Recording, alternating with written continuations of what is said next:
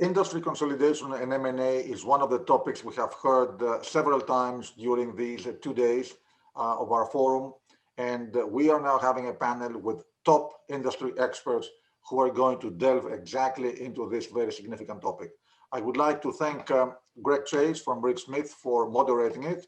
And I would like to welcome and thank Christa, Hamish, Roberto, Andreas, and Andy for being with us.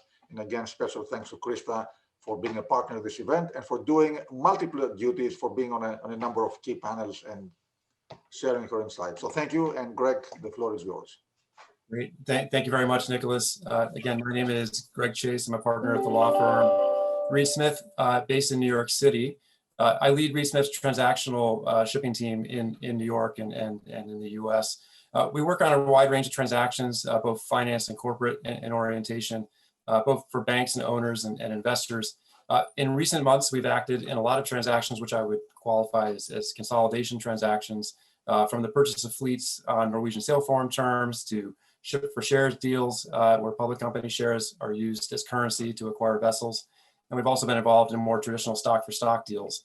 We have a great panel this afternoon. There's a lot of discussion in the market about consolidation and some of the factors that may be contributing to the environment and whether this is in fact a good environment for consolidation. Before we get into the substance of the panel, let's just quickly go through. I'll let each panelist introduce themselves and then we'll have a discussion. Maybe we'll go through in the order that I see on the screen. Hamish, maybe we should start with you.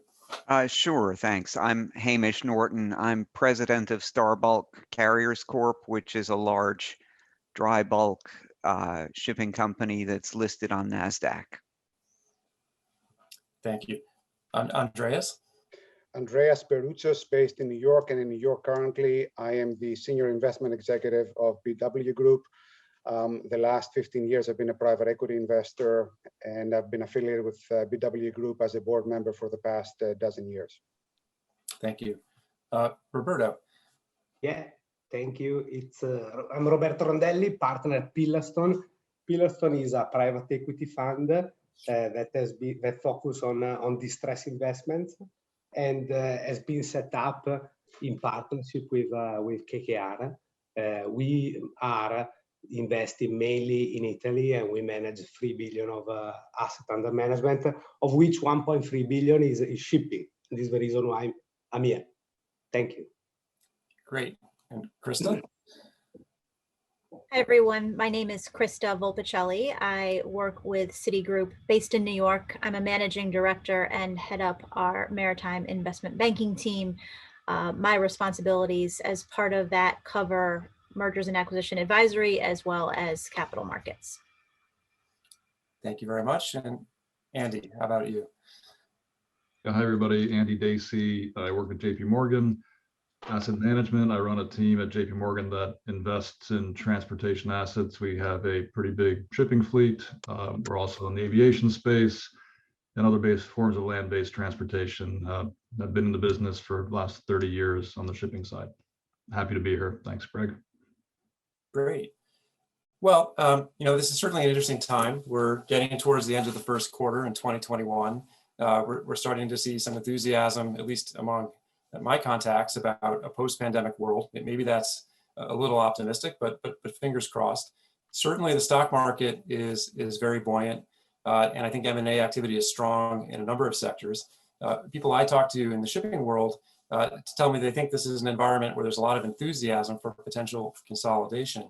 I guess we should start there. Let's set the stage.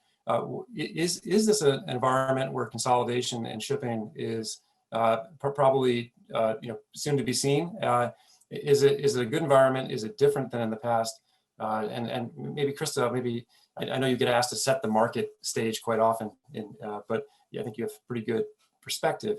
What would you say to that? Are we in a new moment for consolidation in shipping?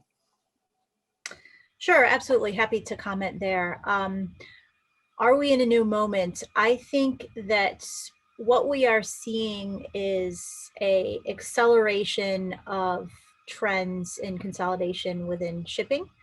I don't think it's a brand new moment. I think it's an evolution that has been happening over the years. we have seen how consolidation can be extremely helpful in certain segments. One of the reasons why the container liner sector has performed so well in the face of the pandemic has been because of the consolidation that occurred in the last 5 or 6 years. And you have companies that can behave more rationally, have better balance sheets. Now, there were some real synergies to those combinations. And when you start to talk about other sectors of shipping, those synergies may be different, but I think, we are certainly seeing an acceleration. I think the trends in the capital markets point towards investors wanting to back companies who have larger platforms, the ability to grow. And as we think about some of the themes that have been discussed in this conference of things like energy transition and how do companies transform themselves in that journey, I think consolidation is a part of that. Andy, maybe I could ask you your point of view. Do you see it the same way? I mean, I think that scale will be important going forward. I'd almost use the word aggregation as opposed to consolidation. I look around, at least in the public company market sector, in shipping, and I ask myself the question: are there natural combinations out there of companies? Maybe there's some big companies that could absorb the fleets of other companies, but unlike in other industries where you get synergies by combining land-based activities, I think that's less the case in the shipping industry. I think it's more about having the capital wherewithal to invest in some of the things Christa mentioned in terms of energy transition, and having the type of profile that's going to attract what I would argue is the longer term business that you're going to need to invest. Sorry about my dogs. You're going to need to invest in the types of transitional technology that is going to cost more than the traditional legacy vessels that are out there. So I think capital and assets will circulate and aggregate around those companies that have the bigger platforms. Maybe there'll be some consolidation, but most of it I think will be just capital driving investment in new technology, in my opinion. But is there something particular about this moment in the first quarter of 2021 as we hopefully get to the back end of this COVID crisis that makes this environment different than what we had, say, pre-COVID crisis? What are some of the factors that are, obviously people are talking about ESG and the energy transition for sure. It seems reasonable to me that coming out of this crisis, people are focused on these kinds of topics as we think about progress in the world. But is there something in the market environment that is galvanizing discussion in this area? And is it attributable to something new? Well, what's new in the dry bulk business is that there's optimism. There are strong rates. People who, a few months ago would not touch dry bulk with a 10-foot pole are now interested in dry bulk, and that has fueled speculation that maybe it's a good environment for aggregation, as Andy says, or consolidation, however you want to think about it. And maybe it is, but I mean, it cuts both ways, because before, when nobody was interested in dry bulk and people were not optimistic, it was maybe easier for somebody to say, I'm giving up and I'll take shares in Star Bulk or whichever other large company, and I'll have the liquidity. But now everybody's optimistic and they pretty much want to and maybe are able to stay with what they've got. So, I think it could go either way, frankly. I do think, though, that there's a big advantage to getting bigger in the public markets, which is that investors want bigger companies. So that's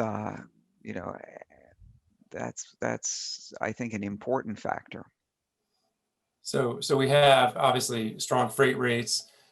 People talk a lot about supply. I guess the order book is very much under control. Is that something that has evolved to a point where the combination of those two factors make M&A and shipping more attractive and viable than it was even a few months ago? Well, again, I'm not sure whether it's more attractive or less attractive to the let's say, the party being bought. It makes it more attractive for, you know, whomever is buying the asset, because the asset looks like it's going to produce more income. But the seller maybe sees the asset producing more income too. So, you know, I'm not sure it's easier. I hope it will become easier, because I do think that it's good to grow for us. Yeah. If I can add on this, I see it from a private company perspective, but for us, the consolidation and the growth has been, you know, our play, because we look at distress situation, and obviously in that moment we like to aggregate. We have done a lot of situation in Italy and try to aggregate the markets since 2017. But I agree with your point. I think it's easier probably when things are not going well. And the second point important for us as investor is that growing in size, especially in this time when there is so much change with ESG, eco-transition is very key, because we believe that building up a strong balance sheet, clean with, you know, no debt like we have at the moment, give us the opportunity, you know, to take maybe a first step towards this transition. So there are some elements that push us as investors to look at opportunities to aggregate. And for example, the wet size is very interesting for us at the moment.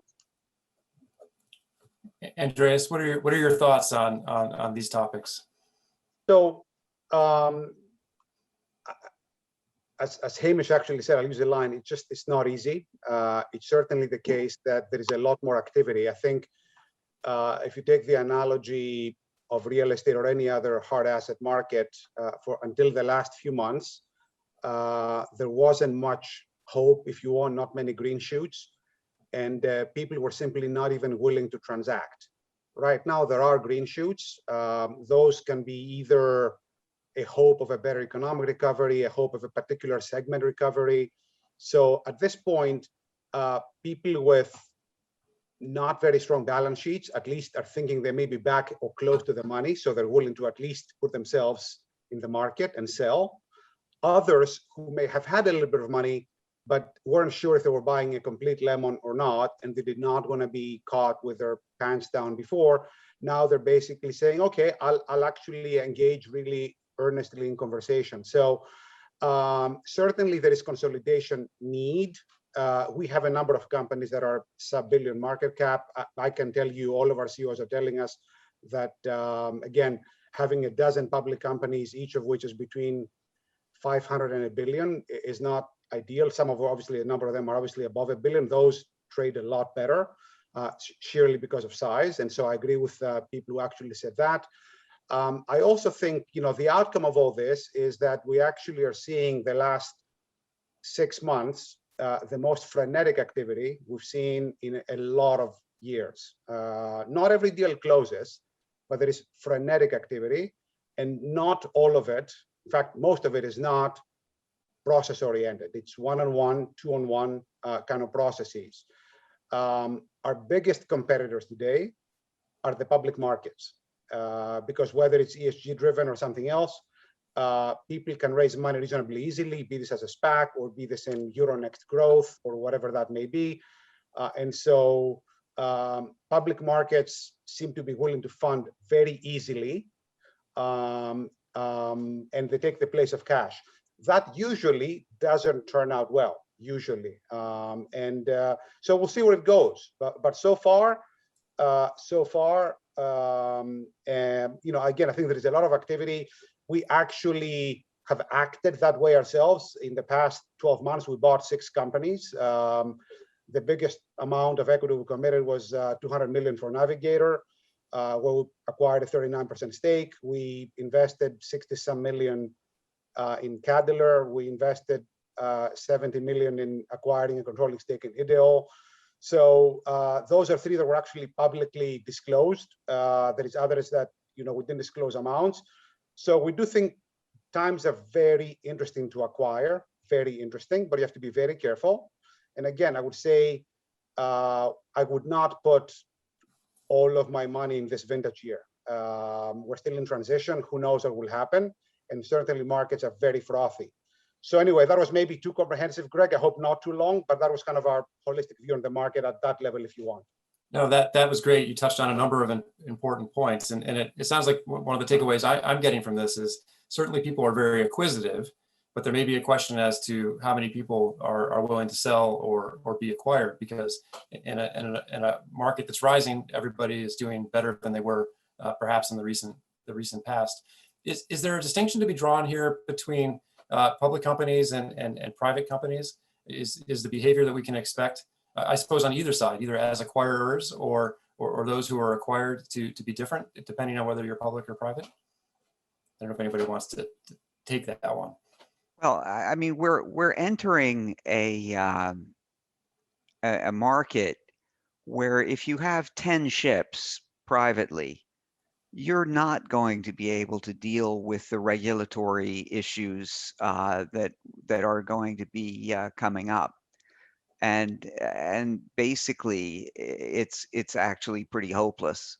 You'll have to basically sell your operation, because there's no way, if you start with 10 ships, unless you have your 500 million in cash in the bank, you're not going to be able to grow to a size that will allow you to deal with basically the greenhouse gas issues, both of the IMO and of the European Union, and probably other jurisdictions as well. Andy, what are your thoughts on that? Are some of the smaller owners going to be really constrained in this environment and have no choice but to participate?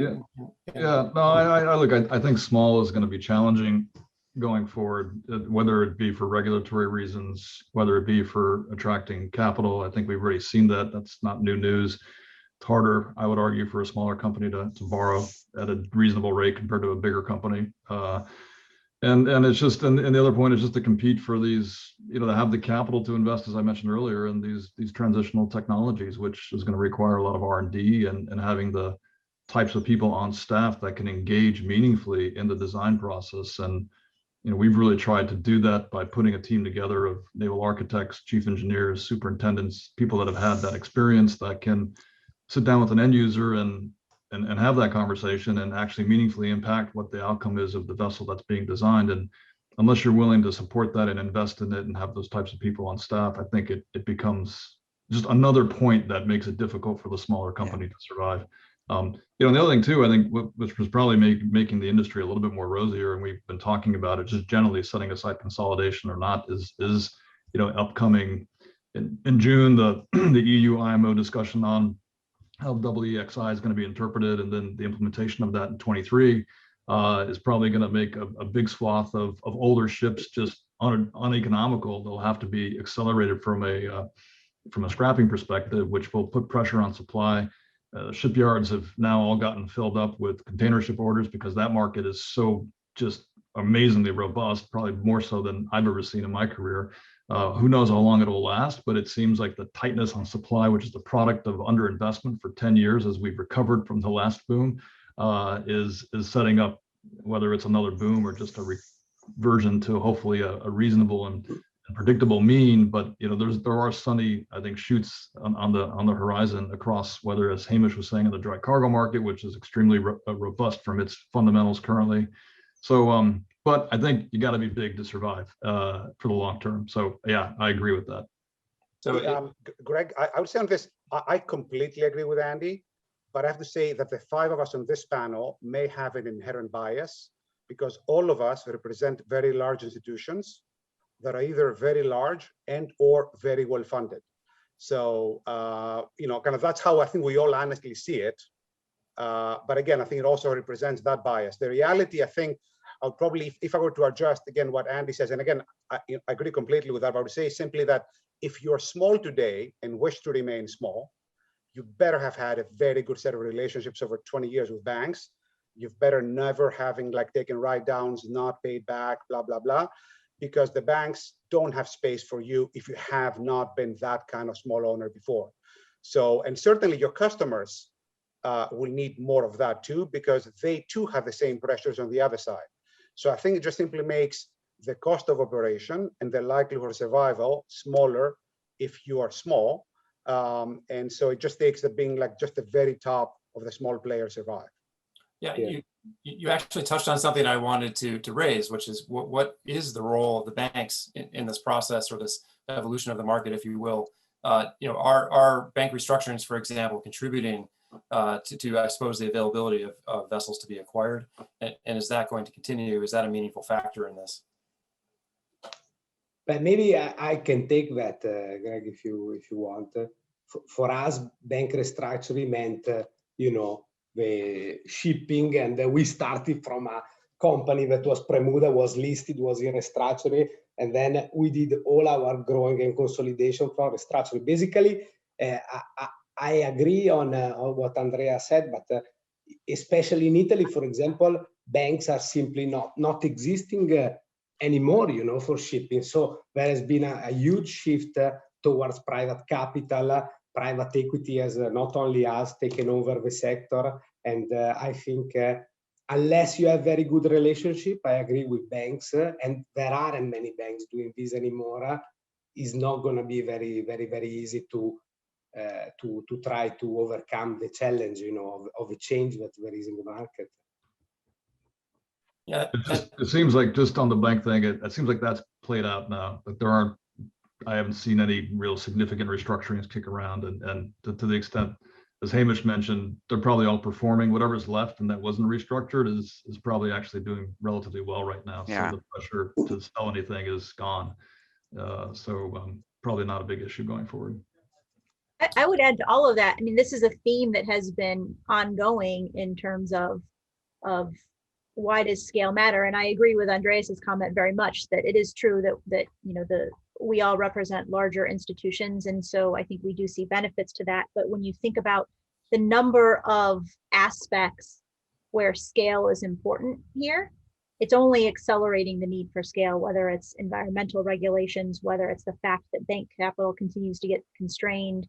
And as bank capital continues to get constrained, for a shipping company to access alternative financing sources, they need to have a certain scale to do that. Certainly in the public markets. In the private markets, I think there certainly are smaller private funds who may want to support individual asset purchases. That's not where Citi can be most helpful in terms of helping our clients. But certainly there are institutions out there who are spending time there, and there will always be, smaller funds who will look for opportunistic ways to invest capital. And, maybe some of those are asset plays where someone has a view on a sector and says, look, I think this is a really attractive time, right? Making money in shipping is about buying assets at the right time and financing them in the most cost-effective way. That's not what's going to drive the M&A market. What's going to drive the M&A market, and I do believe is a continued trend, are all of these things we've been talking about, which are the benefits of scale. And I think you see that privately through the likes of BW Group, who's been very successful, and you see that publicly, with Hamish's company on the phone here. Yeah, that's very interesting. I was sitting here thinking about smaller owners who I may know about, and wondering, what's really in the cards for them. So we have the energy transition. Obviously, it's going to take a lot of capital to be in front of the energy transition. On the other hand, I imagine some of them have the view, well, let's just wait and see. It's a little bit like the scrubber discussion. How available will low sulfur fuel really be? We don't necessarily have to take the lead in scrubbers, because if we wait and see, it might be that it works out well for us. And I would tend to think there may be a number of smaller owners who are interested to see what is the emerging technology, whether it's something that can be retrofitted into vessels, for example, or requires fleet replacement. And so I wonder in that sense whether some of these guys may be hesitant to be acquired too soon. Are there hope for the smaller owners in this environment? Well, I mean, the smaller owners are looking. They see the same optimistic picture of the market that we see. So they're thinking that their ships will be quite profitable, going forward for a while anyway. And the truth is, if you have a fleet that is not among the very worst fuel consumers, that fleet is going to be very profitable in the with the new environmental regulations, because basically the fleet will slow down to save fuel, and by slowing down, it will reduce the capacity available, and that will push the rates up. And unless you're among the very worst ships, which will have to either slow down to a ridiculous extent or go out of service, you'll probably do okay. I mean, the problem you'll have is that you'll have not just capital expenditure, but you'll have a lot of operating expenditure. You'll have a lot of overhead in terms of complying with the regulations. People will have to project their carbon intensity indicator, which is a challenging thing to do, during the year. And so probably there will be at least one person and maybe a small team devoted to managing the carbon intensity indicator. You'll have, as you pointed out, Greg, capital investments to manage your EEXI, which will take another small team. So, I would say it looks good in the medium term, but life gets harder and harder for a small owner as you go, past 2023 into 2030. I mean, that's a hard topic. That's probably the single hardest topic for us. I mean, I know that topics like balance sheet and financing are hard for a lot of people, largely because of the history of BW. BW has managed its balance sheet very carefully and will remain extremely liquid. And we've actually had very good collaboration from banks, because we've actually always kind of treated our banks very well. So we don't have issues on that front.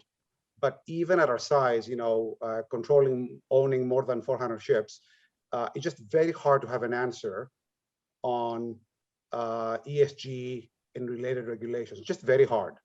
We don't know. I spend a lot of my time trying to figure this out. Andreas spends a lot of his time. A lot of our CEOs are spending their times. It's very hard to figure that out. And interestingly, we've begun to see a lot of people putting money to work. And so people are buying shares in hydrogen, they're doing ammonia, they're doing nothing. So at the end of this, not everybody will be right. And because capital is really going in.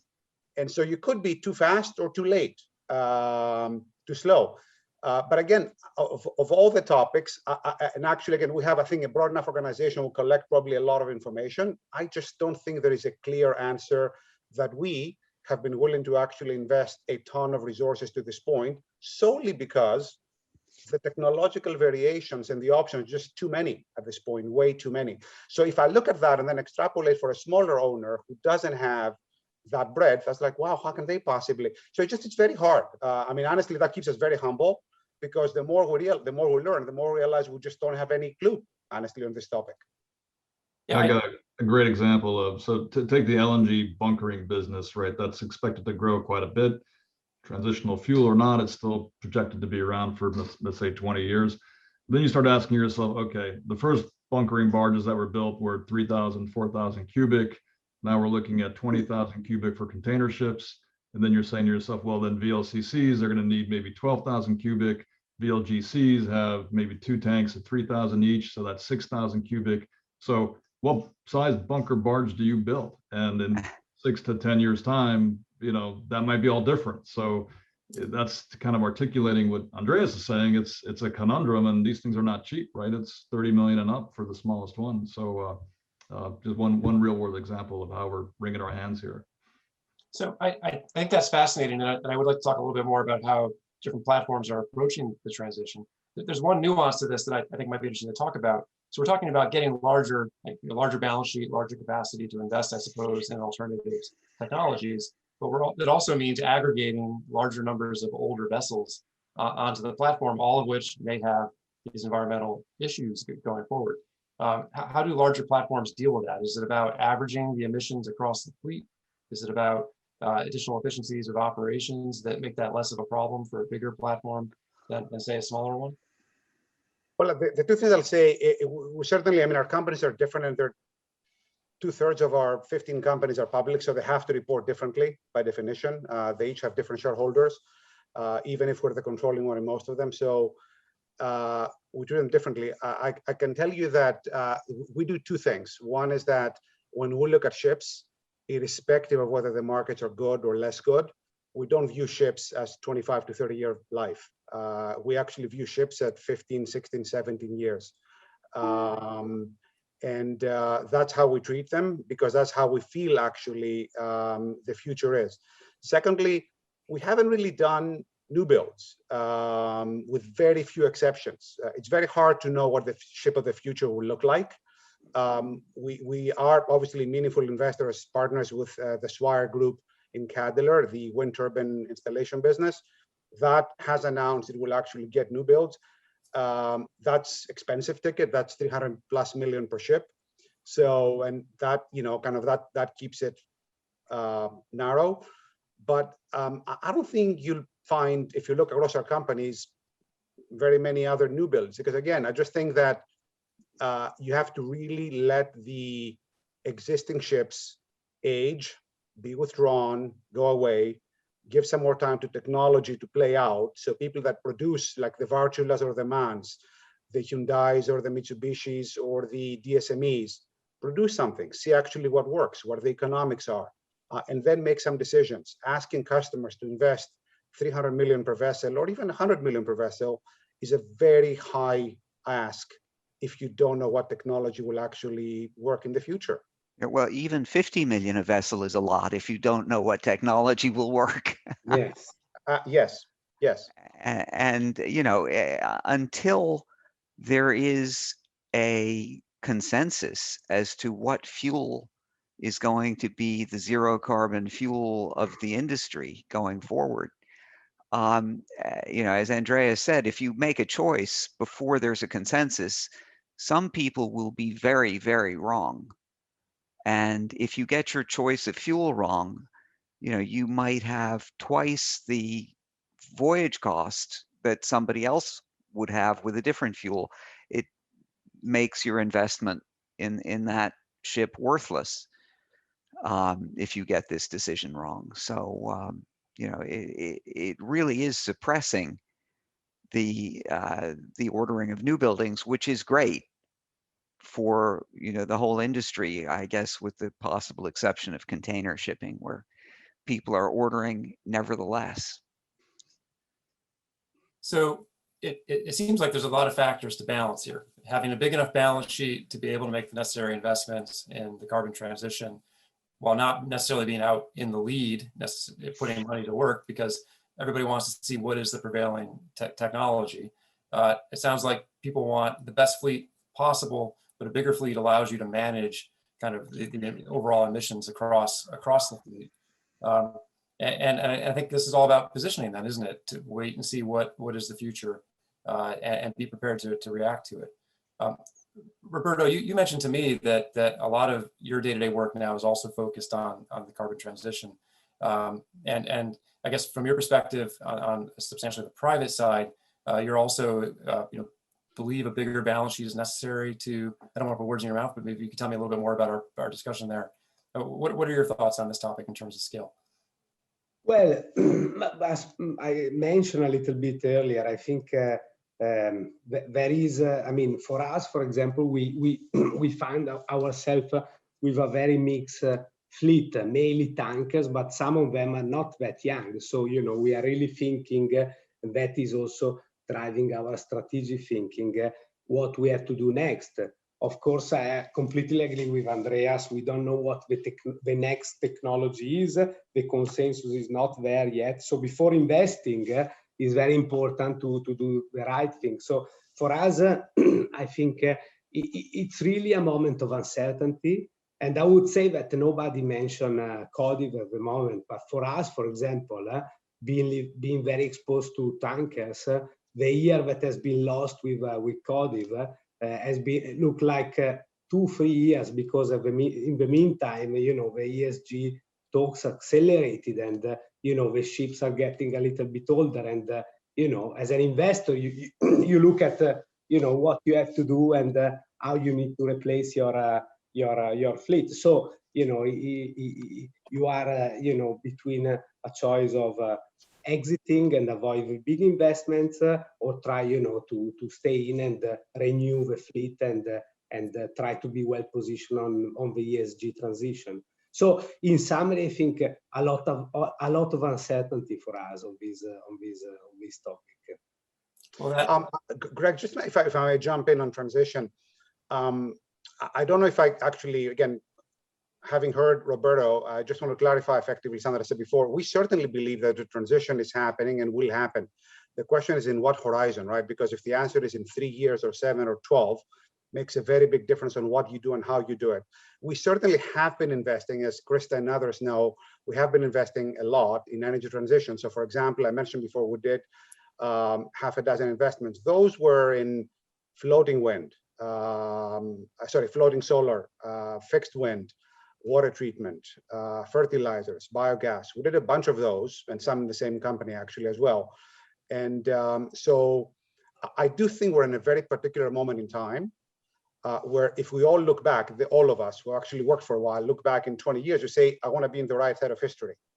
So however you look at it, you have to want to be on the right side of history. And so you can't argue against that. At the same time, you're also cognizant that if you talk to a bunch of friends in New York and a bunch of friends in Oslo, you think you're on 2 different planets about the speed of the transition. Like in Oslo, you think that the world only burns green hydrogen.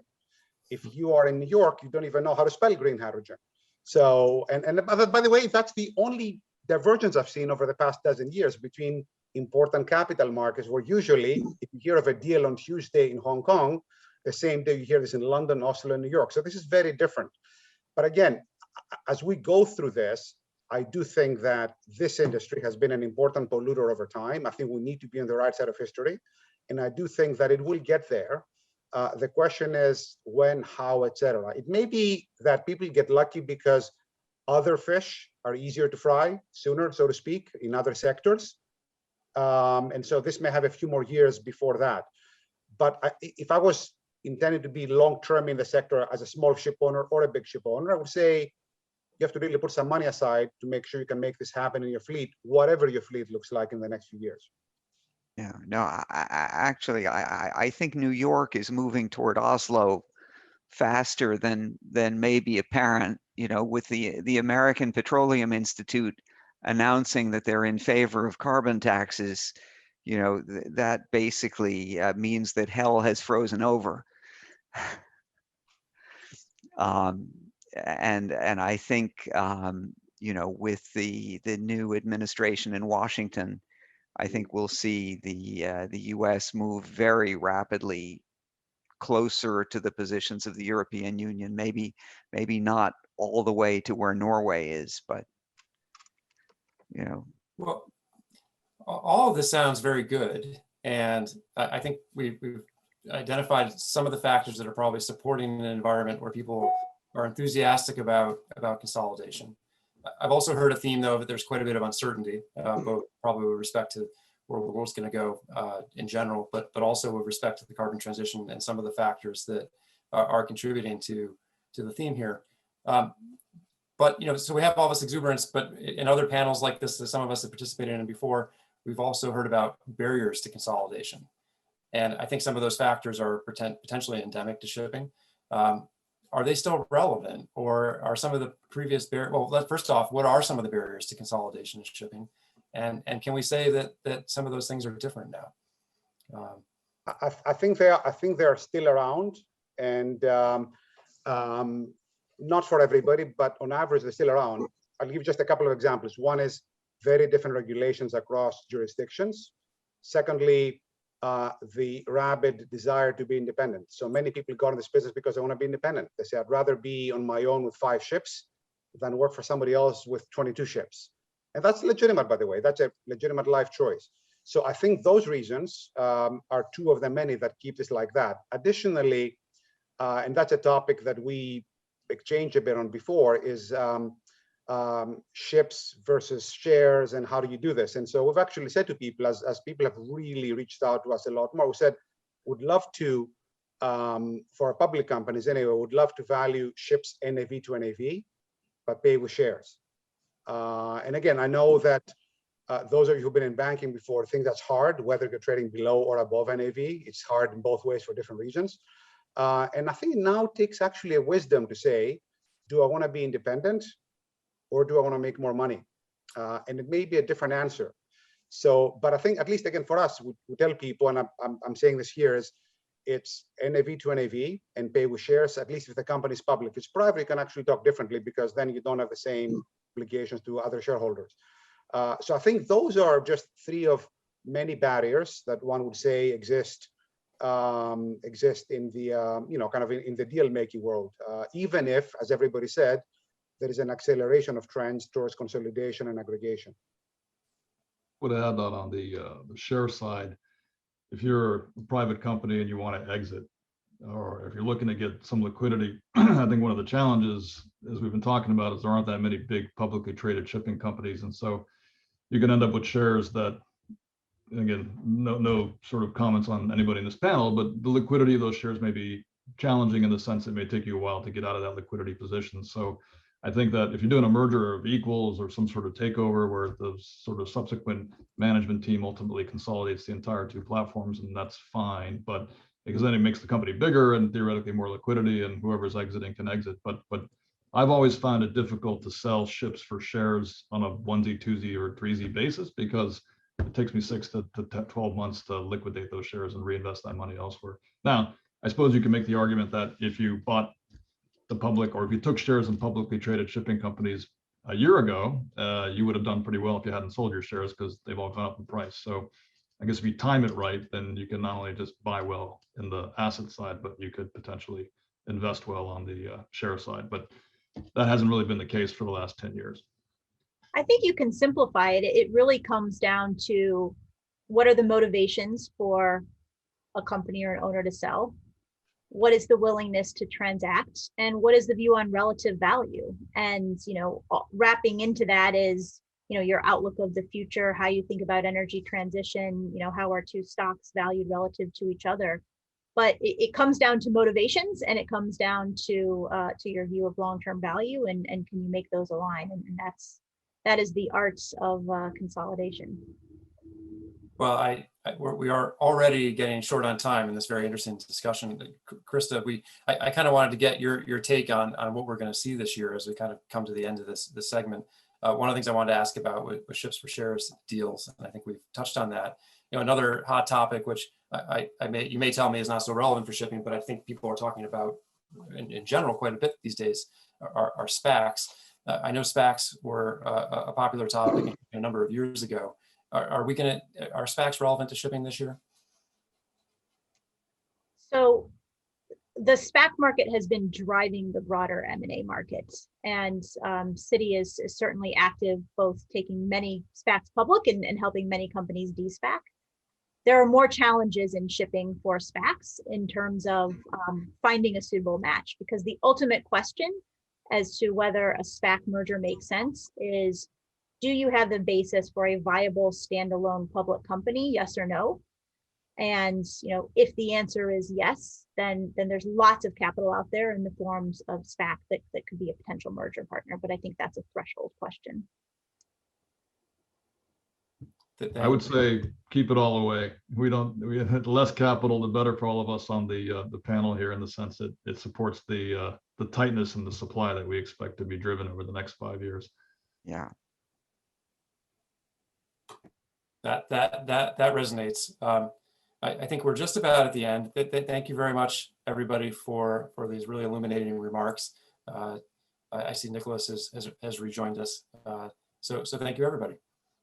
I would like to add my own thanks. Frankly, I'm so humbled to listen to all this insight. It's tremendous. So thank you very, very much to all of you for joining us. To our panelists from Europe, and to us in New York. Thank you very much. Thank Thanks, you. Greg.